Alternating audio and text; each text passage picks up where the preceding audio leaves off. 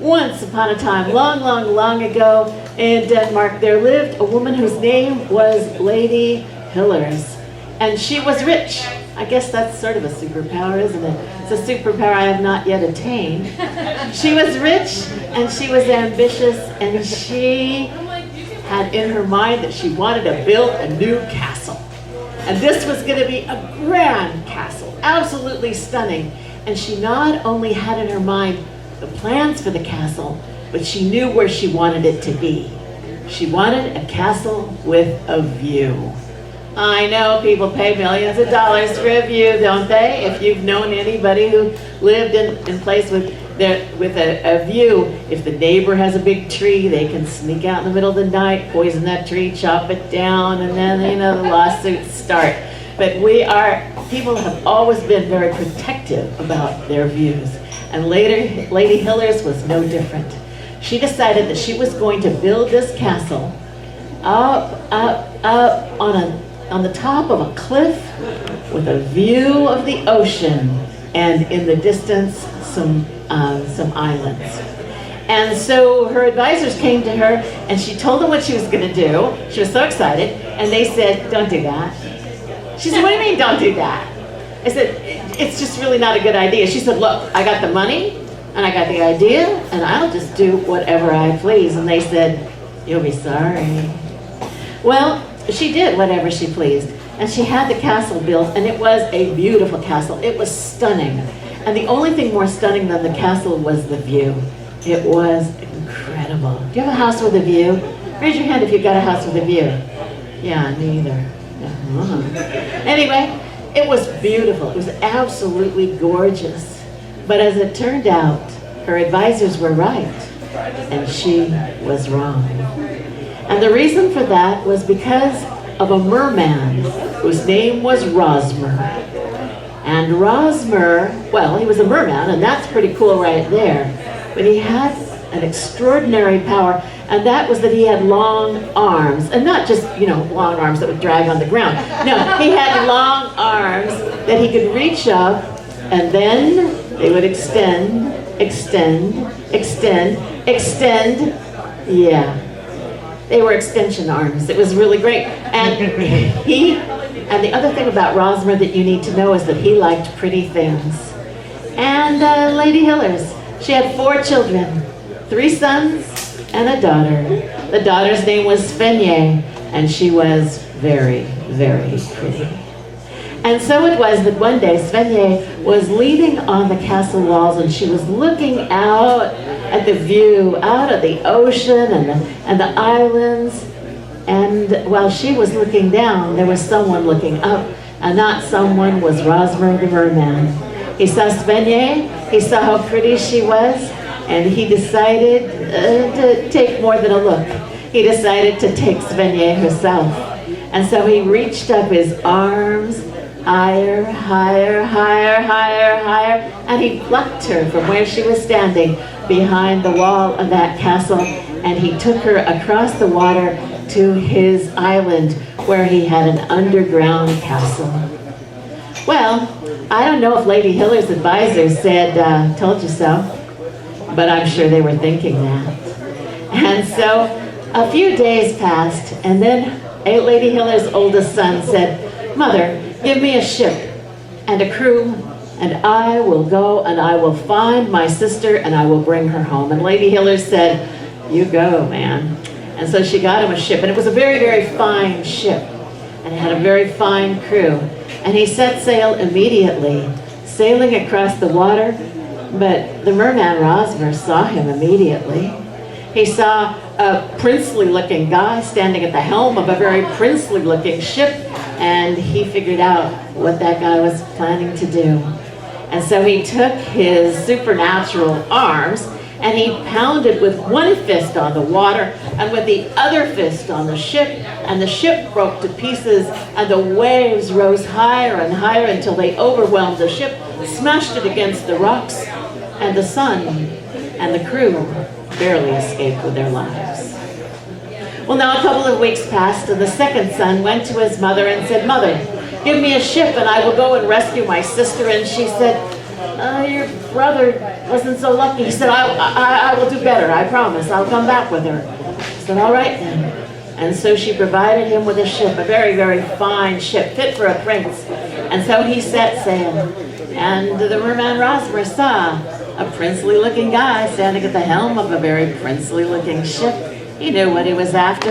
And so he took his long arms and he pounded with one fist on the waves and with the other fist on the ship. And the ship broke into pieces and was dashed upon the rocks.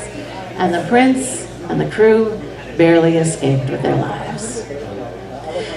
Now, if you know stories, and I imagine you do, you know what's going to happen sooner or later, right? I told you that there were 3 sons and 1 daughter, and we know what happened to the daughter, and we know what happened to the first 2 sons, and that only leaves us with one thing to have happen. And that is, the 3rd son went to his mother. This was after several months. The 3rd son, he was the youngest, and his name was Peterkin. We don't know the names of the others. Do we just swallow up the names of people who fail? Oh. Maybe, I don't know. Oh. But all we know is we know the name of the merman. We know the name of the pretty girl. We know the name of Peterkin, the young lad. He went to his mother and he said, Mother, give me a ship. I'm going to go rescue my sister. And she said, don't do that. He said, come on, don't you want to see Spanier again? And she said, well, yes, but your brothers just barely escaped with their lives. And they were taller and stronger and smarter than you. Good way to, reinforce the self-esteem thing. And so they just barely came home alive, and I fear if you went, you would not come home at all. Don't go. Well, Peterkin started thinking about it, though. He thought about what had happened to his brothers, and he thought about what he could do that was different. And he decided that instead of looking like a prince in a very fancy ship, perhaps he should go with a little bit more of a secret identity. And so he went into town and he got himself an outfit that looked like a simple fisher lad, and he bought himself a rowboat. And he got in the rowboat all by himself, no crew, and he began to row across the water. Now the Merman Rosmer, he saw Peterkin, and he thought to himself, how cute, a little fisher lad. I'm going to make that sea nice and calm for him. And so he did. And in that way, Peterkin was able to row across the water, clear to the island where the Merman Rosmer had his underground castle, and he gained entrance, and there he saw Spanier. She was cooking dinner for the merman, as one does, I suppose. She threw her arms around him, and she said, how on earth did you get her here? And he told her, he said, well, I just sort of thought it would be good if I just looked like a little fisher lad. And she said, good thinking. She said, but when Rosmer comes back, he is likely to kill you. So really, I'll talk to him. But in the meantime, you should hide behind this pile of wood, wood that we use for cooking. And so he did. And sure enough, the Merman Rosmer came in, and she fed him a delicious meal, and she served him some fine, fine mead that was really, really fabulous. And so, of course, he was in an excellent mood, and she said, hey, Rosmer, guess what happened today? This little fisher lad came into the castle. He said, oh, I saw him, cute little fisher lad. Yeah, I made the sea nice and calm for him. She said, well, he's actually here. And she could tell that he wasn't going to kill Peterkin, and so he had him come out, and Rosmer said, I've got a lot of little jobs around here you can do for me. Just stick around, is that okay? Peterkin said, sure.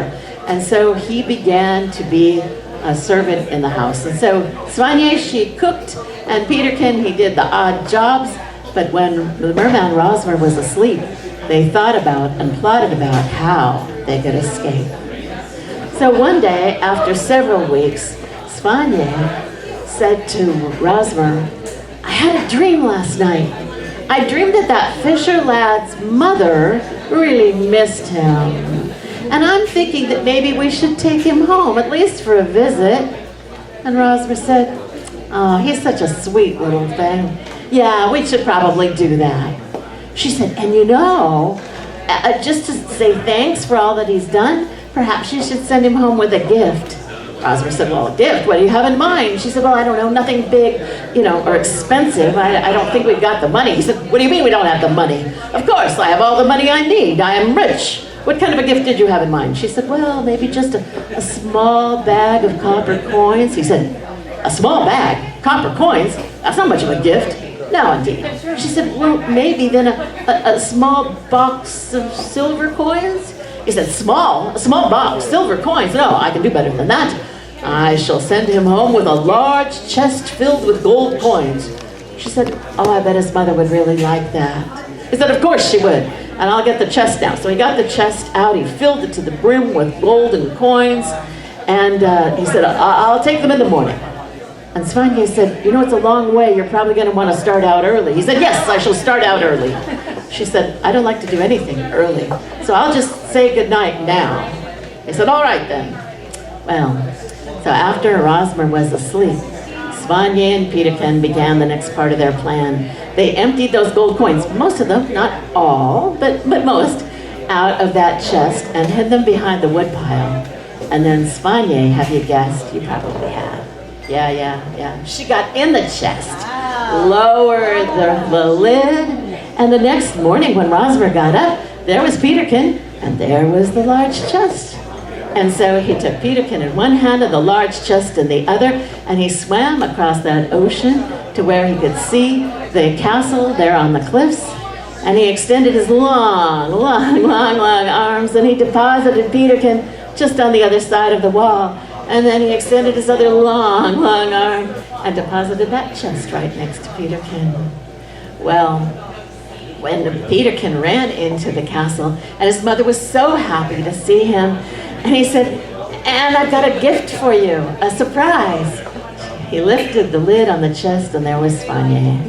And you can imagine the happiness that ensued. Hugs, kisses, and stories, because, you know, when you travel, you've always got stories, right? Well, now, as for Rosmer, when he'd finished his little job, he swam back to his island, and he went into his castle, and he said, honey, I'm home. Where's my breakfast? And there was no breakfast, and there was no honey either. And then he realized what had happened, especially, he was only slightly mollified when he found that most of the gold was hidden behind the wood chest, but he was still pretty angry, and so he sulked for a considerable amount of time. Now, I know that we don't have particularly fond feelings for Rosmer, but I feel it incumbent upon me to tell you that his life ended rather happily, because after he had finished sulking for quite a while, one day he was out swimming around and he happened to see a very pretty mermaid. And he said, hey, and she said, oh, it's you. I've been hoping to meet you sometime. You're my dream. And he said, really? Well, that's great. And so the two of them got together, and I suppose lived happily ever after. As for Lady Hillers, oh, I don't think I told you this thing. Rosmer initially was so angry that he swam back to that cliff, and he pounded with one fist on the waves and with the other fist on the waves, and the waves came up to the top of the cliff and obliterated that castle completely. I know, but Svange and Peterkin had thought that might happen, and so they told everyone, you should flee inland as fast and as far as you can. So no lives were lost, but the castle was demolished, and in time, Lady Hillers decided to build herself another castle quite a ways inland, and not quite as flashy. So I suppose she learned her lesson. Now what happened to Svange and Peterkin and the two older boys? I don't exactly know. But I think, with no actual knowledge, we can make some good assumptions.